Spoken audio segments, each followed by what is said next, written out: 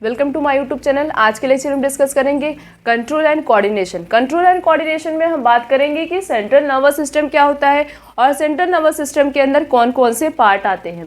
The central nervous system consist of brain and spinal cord. Central nervous system के अंदर क्या आता है? सेंट्रल नर्वस सिस्टम को शॉर्ट फॉर्म में CNS भी बोल सकते हैं। इसके अंदर क्या क्या आता है? ब्रेन आता है और क्या आता है? स्पाइनल कॉर्ड आता है। सबसे पहले हम बात करेंगे ब्रेन की, स्पाइनल कॉर्ड के बारे में हम बाद में बात करेंगे। ब्रेन क्या होता है? It is the highest coordinating centre in the body. Body में जितने भी फंक्शन होते, चाहे सोना हुआ, चाहे उठना हुआ, चाहे खाना हुआ, चाहे कुछ भी करना हो, मतलब कोई भी कुछ देखना हो, सुनना हो, कुछ भी करना, पूरी बॉडी के फंक्शन को कौन कंट्रोल करता? हमारा ब्रेन करता है। The brain is located inside the skull. हमारा ब्रेन कहाँ पे प्रेजेंट होता है? स्कल के अंदर होता है और in the body it is protected by a bony box. किससे प्रोटेक्टेड रहता है हमारा ब्रेन? बोनी बॉक्स से प्रोटेक्टेड रहता है। उसे क्या बोलते हैं? स्कल के अंदर बोनी बॉक्स से प्रोटेक्टेड रहता है, उसे कहते हैं क्रेनियम। क्या बोलते हैं? क्रेनियम। हमारा ब्रेन जो होता है वो बोनी बॉक्स से प्रोटेक्टेड रहता है इन द स्कल के अंदर, उसे क्या बोलते हैं? उसे कहते हैं cranium. The brain is surrounded by a 3 membrane. Brain जो होता है हमारा वो 3 मेम्ब्रेन से सराउंडेड रहता है। उसके बारे में हम अभी 11th क्लास में डिस्कस करेंगे। 3 मेम्ब्रेन से सराउंडेड रहता है, उसे क्या कहते हैं? मेनिंग्स कहते हैं। Which help to protect it. जो क्या करता है? हमारे ब्रेन को प्रोटेक्ट करता है। क्या करता है? हमारे ब्रेन को प्रोटेक्ट करता है। ब्रेन क्या होता है? ब्रेन सबसे हाईएस्ट पार्ट, कोऑर्डिनेटिंग पार्ट होता है हमारी बॉडी का, और ये कहाँ प्रेजेंट होता है? स्कल के अंदर होता है, एक बोनी बॉक्स के अंदर वो प्रोटेक्ट होता है by the help of bony box in the skull. उसे कहते हैं क्रेनियम, उस बोनी बॉक्स को कहते हैं। और हमारा ब्रेन कवर्ड रहता है, सराउंडेड रहता है 3 मेम्ब्रेन से, उसे कहते हैं मेनिंग्स। ये करता क्या है? हमारे ब्रेन को प्रोटेक्ट करता है। The brain is divided into 3 region. Brain को 3 पार्ट में डिवाइड किया गया है। पहला है फोर ब्रेन, दूसरा है मिड ब्रेन, तीसरा है हाइंड ब्रेन। कौन कौन सा है? फोर ब्रेन, मिड ब्रेन और हाइंड ब्रेन। सबसे पहले हम बात करते हैं कि फोर ब्रेन क्या होता है। Fore brain it mainly consist of cerebrum which is the main thinking part of the brain. Fore brain के अंदर क्या आता है? सेरिब्रम आता है। सेरिब्रम जो होता है वो मेन थिंकिंग पार्ट होता है किसका? हमारे ब्रेन का। Cerebrum is the main thinking part of our brain. It is the site of our faculties such as learning. ये किसके लिए रिस्पॉन्सिबल होता है? लर्निंग के लिए और रीजनिंग के लिए, इंटेलिजेंस के लिए, पर्सनालिटी के लिए और मेमोरी के लिए। ये सारे फंक्शन को कौन कंट्रोल करता है? हमारा सेरिब्रम करता है। ऑल आर थॉट, हमारे ब्रेन में जो भी थॉट आते हैं, जो भी हम किसी चीज़ को सेंसेशन कर पाते हैं, या कोई भी एक्शन हम शो करते हैं, या हम जो मूवमेंट शो करते हैं, इन सब को कौन कंट्रोल करता है? हमारा सेरिब्रम करता है। These all function are control by the cerebrum. ठीक है। उसके बाद the cerebrum has different area for performing different function. इसके अलावा भी और बहुत सारी एरिया प्रेजेंट होती हैं सेरिब्रम में जो अलग अलग फंक्शन परफॉर्म करती, इसीलिए तो इसे मेन पार्ट बोला जाता है। हमारे ब्रेन का सबसे मेन पार्ट कौन सा होता है? सेरिब्रम होता है। Then there are sensory area where information is received. Cerebrum के अंदर कुछ सेंसरी एरिया प्रेजेंट होती हैं जहाँ पे क्या होता है? जो इंफॉर्मेशन को रिसीव करती हैं हमारे सेंस ऑर्गन से, जैसे आई, ईयर, नोज, टंग और स्किन। ये 5 सेंस ऑर्गन जो होते हैं, यही सेंसरी रिसेप्टर कहाँ प्रेजेंट होता है? हमारे सेरिब्रम में प्रेजेंट होता है। किस में प्रेजेंट होता है? सेरिब्रम में। और सेरिब्रम किसका पार्ट होता है? फोर ब्रेन का पार्ट होता है। ये क्या करता है? ये इन सब से, इन 5 सेंस ऑर्गन से जो भी मैसेज ये 5 सेंस ऑर्गन पहुंचाते हैं, उसको रिसीव कौन करता है? हमारा सेरिब्रम करता है। फिर उसके अकॉर्डिंग वो सेंसेशन करता है, उसके अकॉर्डिंग वो फील करता है। जैसे कि हमने देख लिया, मतलब किसी चीज़ को देखा, सपोज हमने ये ब्लैक बोर्ड, वाइट बोर्ड देख लिया कि हाँ ये वाइट बोर्ड है। हमने देखा, हमने अपनी आंखों से बस देखा हाँ ये वाइट बोर्ड है। बताएगा कौन? हमारा ब्रेन बताएगा कि तुमने देखा क्या है? वाइट बोर्ड देखा है। ठीक है। हमने किसी की आवाज़ सुनी, डॉगी जा रहा, उसकी आवाज़ सुनी, हमने सुनी आवाज़, बट उसको बताएगा कौन? उसको एनालाइज कौन करेगा? हमारा ब्रेन बताएगा कि आवाज़ किसकी थी? डॉग की थी। हमने गर्म चीज़ को टच किया, तुरंत हाथ हटा लिया। सेंसेशन मीन्स हमने बस टच किया, उसको रिस्पॉन्स कौन करेगा? हमारा ब्रेन करेगा। उसके बाद क्या है? टंग, हमने कुछ खाया, उसका टेस्ट कौन बताएगा? हमारा टंग बताएगा, मीन्स हमारा ब्रेन बताता है। नोज, हमने किसी चीज़ की स्मेल की, उसको कौन बताएगा? हमारा ब्रेन बताएगा। मीन्स बॉडी में जितने 5 सेंस ऑर्गन होते हैं, इन 5 सेंस ऑर्गन से जो भी मैसेज होता है उसको रिसीव कौन करता? हमारा सेरिब्रम करता है। उसके अकॉर्डिंग फिर हमारा ब्रेन क्या करता है? रिस्पॉन्स शो करता है।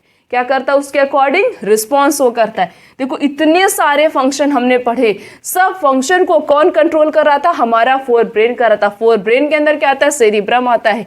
इसी वजह से सेरिब्रम को मेन थिंकिंग पार्ट कहा जाता है। किसका? हमारे ब्रेन का। All the voluntary action are coordinated by cerebrum. और बॉडी में जितने भी वॉलेंट्री एक्शन होते हैं उनको कौन कंट्रोल करता है? हमारा सेरिब्रम करता है। Then next is midbrain. It will control reflex movement of the head के मूवमेंट में हेल्प करता है, नेक के मूवमेंट में हेल्प करता है, और ये जो विजुअल और ऑडिटरी, विजुअल का मतलब होता है देखना, विजुअल और ऑडिटरी स्टिमुलाई, विजुअल और ऑडिटरी रिसेप्टर जो होता है हमारा ब्रेन में प्रेजेंट होता है। जब हम किसी चीज़ को देखते हैं वो उसको बताता है, ठीक है। तो मिड ब्रेन भी इसके लिए रिस्पॉन्सिबल होता है। ऑडिटरी मतलब होता है किसी चीज़ को सुनना। तो इन सब की स्टिमुलाई को कौन कंट्रोल करता है? हमारा मिड ब्रेन करता है। उसके बाद it also control reflex movement of the eye के मूवमेंट में, मीन्स हमारी आई किस तरीके से किस डायरेक्शन में मूव करेगी उसमें हेल्प करता है। मसल्स के मूवमेंट में हेल्प करता है। चेंज इन प्यूपिल साइज, प्यूपिल की साइज में चेंज में हेल्प करता है। और आईलेंस को जो है प्रॉपर शेप प्रोवाइड करता है। कौन करता है? हमारा मिड ब्रेन करता है। उसके बाद नेक्स्ट हम बात करते हैं कि हिंड ब्रेन क्या काम करता है। The last is hind brain. It will consist of, hind brain के अंदर क्या क्या आता है? पोन्स आता है, सेरिब्लम आता है, और क्या आता है? मेडुला आता है। पोन्स रीजन क्या करता है? ये रेस्पिरेशन के रेट को कंट्रोल करता है। हमारे रेस्पिरेशन को कौन कंट्रोल करता है? हमारा पोन्स करता है। Then next is cerebellum. Cerebellum क्या करता है? ये बॉडी की पोजीशन को मेंटेन करता है, बैलेंस करता है, और क्या करता है? हमारी बॉडी को बैलेंस करता है। पोजीशन, बॉडी की पोजीशन को मेंटेन करता है, साथ साथ में बॉडी के बैलेंसिंग में भी बहुत इंपॉर्टेंट रोल प्ले करता है। Then next is medulla.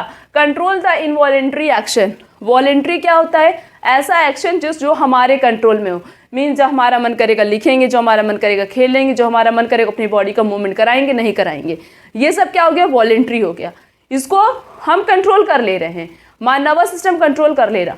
But ऐसे एक्शन जो under not control by the nervous system, जिसको हमारा नर्वस सिस्टम कंट्रोल नहीं होता, उससे कोई मतलब ही नहीं है, मीन्स कंट्रोल ही नहीं कर सकता है। जैसे हार्ट बीट को, ब्लड प्रेशर को, ब्रीथिंग को, इन सबको नहीं कंट्रोल कर सकते हैं हम, तो उसे क्या बोलते हैं? उसे बोलते हैं इनवॉलेंट्री। तो जितने भी इनवॉलेंट्री एक्शन होते हैं उसको कौन कंट्रोल करता है? मेडुला करते हैं। जैसे देखो हार्ट बीट हो गया, ब्रीथिंग रेट हो गया, ब्लड प्रेशर हो गया, और इसोफेगस का मूवमेंट हो गया, डाइजेशन हो गया, बॉडी के अंदर जो भी प्रोसेस हो रहा है, इन सबको कौन कंट्रोल करता है? हमारा मेडुला कंट्रोल करता है। इसीलिए मेडुला यहाँ पीछे पाया जाता है। यहाँ पे अगर यहाँ पे किसी को मार दो अचानक से तो उसका रेस्पिरेशन रेट डिक्रीज हो जाता है, और ऑन द स्पॉट उसकी डेथ भी हो सकती है।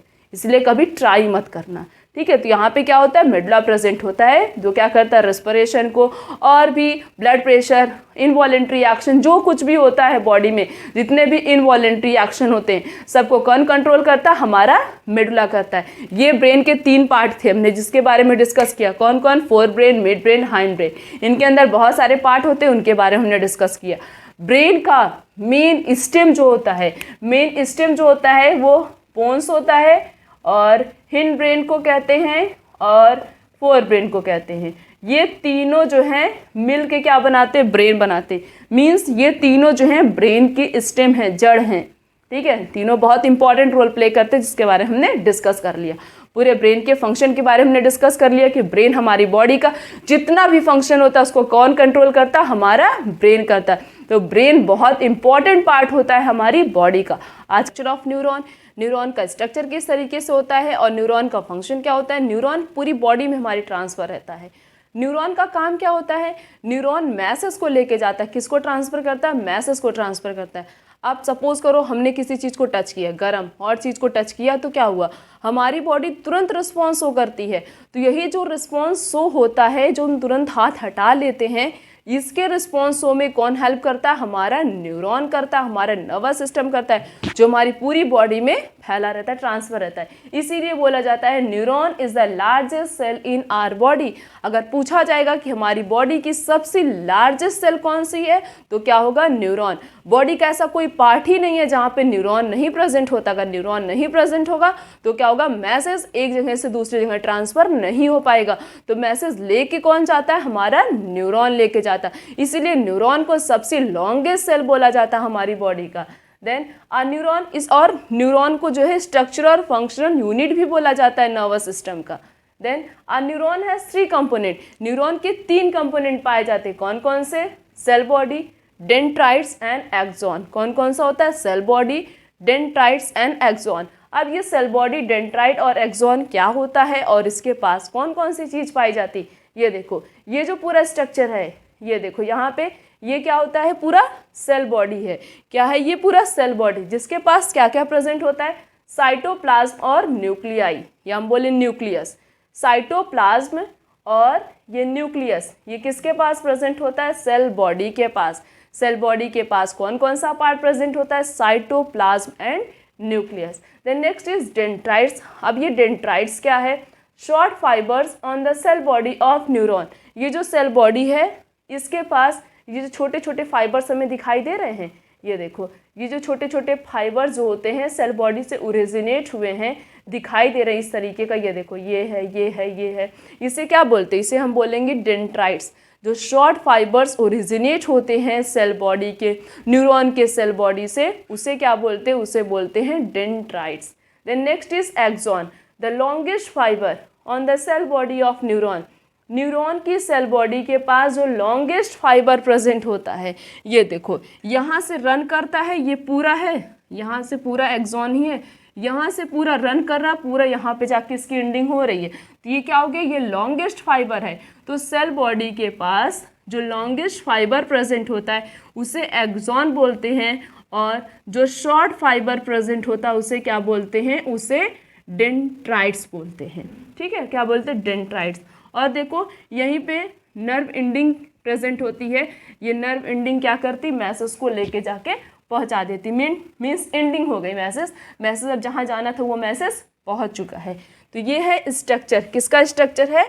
न्यूरॉन का। किसका स्ट्रक्चर है? न्यूरॉन का। क्या क्या पाया जा रहा है इसके पास? Nucleus, cytoplasm, dendrites, cell body, axon and nerve ending. Cell body के पास क्या क्या प्रेजेंट होता है? साइटोप्लाज्म और न्यूक्लियस। डेंड्राइट्स के पास, डेंड्राइट्स होता क्या है? एक शॉर्ट फाइबर होता है जो कि न्यूरॉन की बॉडी में प्रेजेंट होता है। और एक्सॉन क्या होता है? ये लॉन्गेस्ट फाइबर होता है ऑन द सेल बॉडी, जो कि रन करता है, और लास्ट में जाके इसकी जहाँ एंडिंग होती है उसे क्या बोलते हैं? Nerve ending. और ये न्यूरॉन का काम क्या होता है? न्यूरॉन क्या करता है? पूरी बॉडी में ट्रांसफर रहता है, इसलिए से longest cell in the body बोलते हैं। और ये क्या कहता है? एक बॉडी के पार्ट से दूसरे बॉडी पार्ट तक मैसेज को लेके जाता है।